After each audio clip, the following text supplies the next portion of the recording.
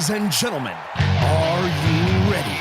Shit's about to hit the fan. Welcome to Unsanctioned Thursdays on Wrestling with Freddie. Welcome back. Welcome back to Wrestling with Freddie. It's the Thursday show. No Jeff because he's flying. He's flying Brian Pillman.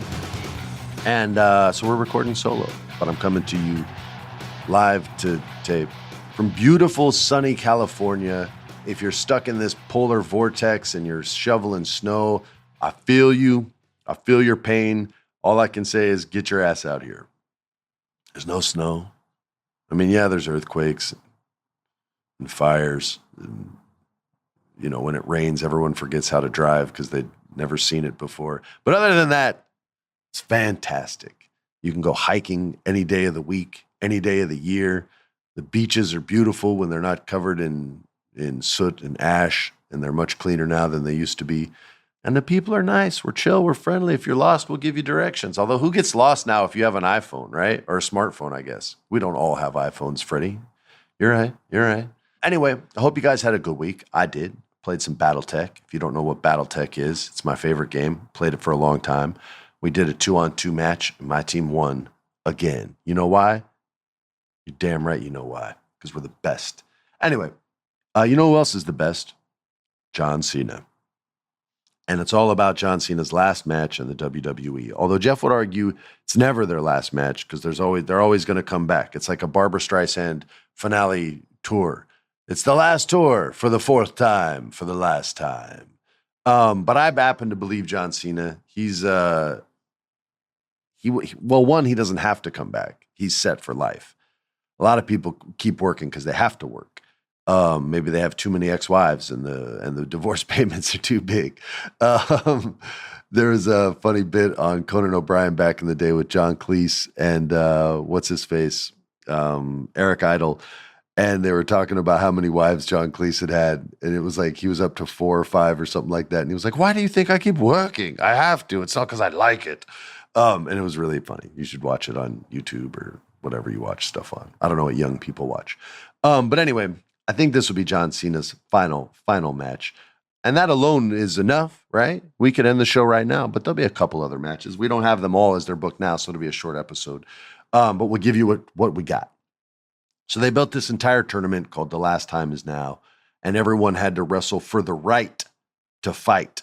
Not the right to party, but the right to fight John Cena. And it was kind of cool. It was a cool idea. John is probably we'll get into the pick, but the winner of the tournament was Gunther. And he made LA Knight tap out, and he's like, yo, Cena, you better watch that because that's what's going to happen to you. You're going to give up next. Deal with it.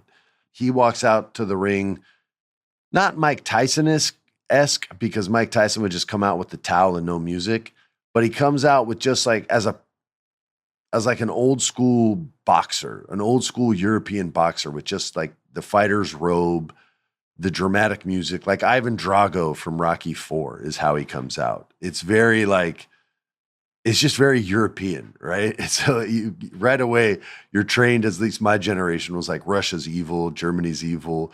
So right away, you're like, I don't like this guy.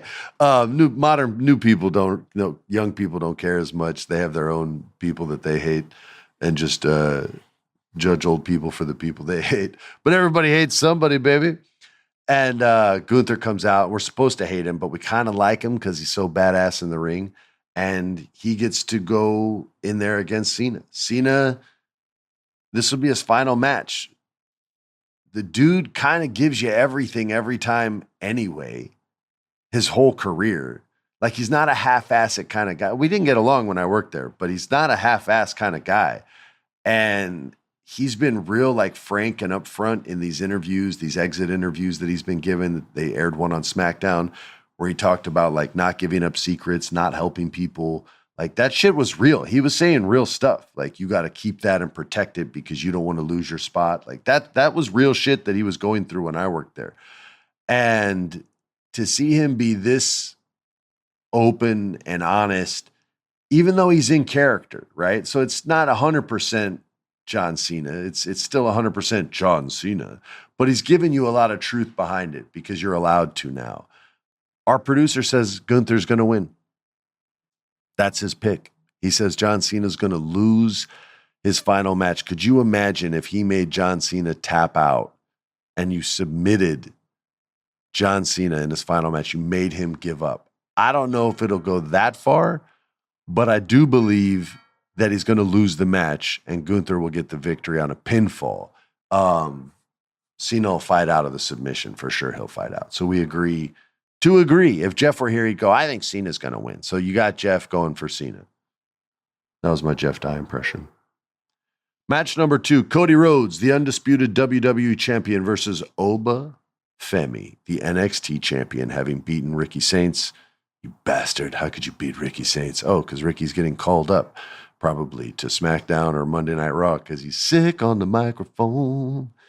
Anyway, it's interesting. I'll give it that. I kind of know the finish, and our producer knows the finish too, because I don't think anybody can win this match, right? So it has to be a no decision, and we'll get into the details at the end of discussing the match. But yeah, no one can win. Both guys just have to look great. Cody's awesome at making people look great. His brother Dustin was great at making people look great. Dusty was great at making. It's a family trait to sell like crazy when you're a Rhodes. So he'll make Obi look huge, and we'll see if Oba is ready for the bigger stage. When they pull guys up, they lose the championship.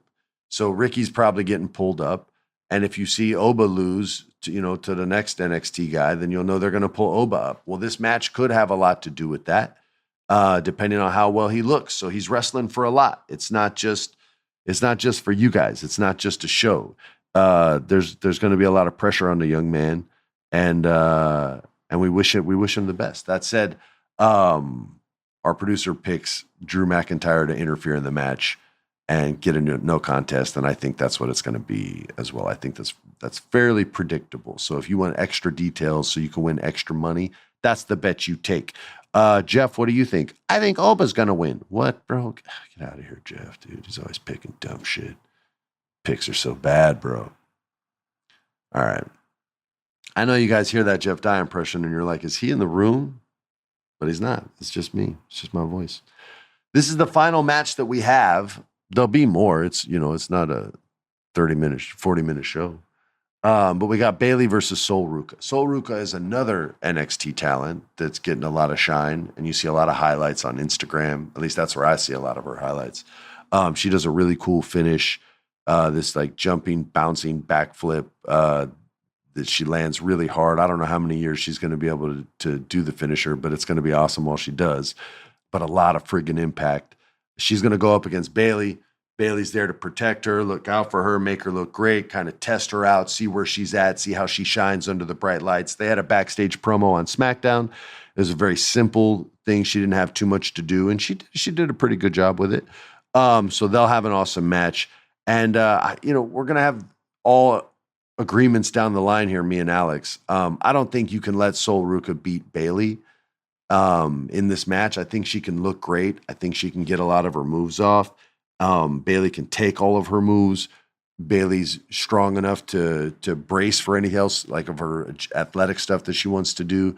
So yeah, I think Bayley's going to win the match, but I think she'll make Sol look great, and so does Alex. Jeff, what do you think? I'm going for Sol. See, you just pick against us because you're contrarian.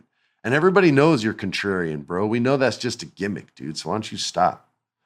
Anyway, a reminder, gentlemen and ladies, don't forget, we have our Ask Our Federation episode. You can ask questions on SpeakPipe / what is it? Wrestling with Freddie. That's the name of the show. Or just go on Instagram, Wrestling with Freddie, and type in your question, and we'll get it on the show and we'll read it on the air. Stay tuned. We'll see what happens with Oba versus Cody. We'll see how Sol Ruka does. Ruka. And we'll talk to you guys next week. Sorry for the short episode, but we only got 3 matches to discuss because, we record on Mondays. They don't book quick enough for us. Tell them to book faster. Peace.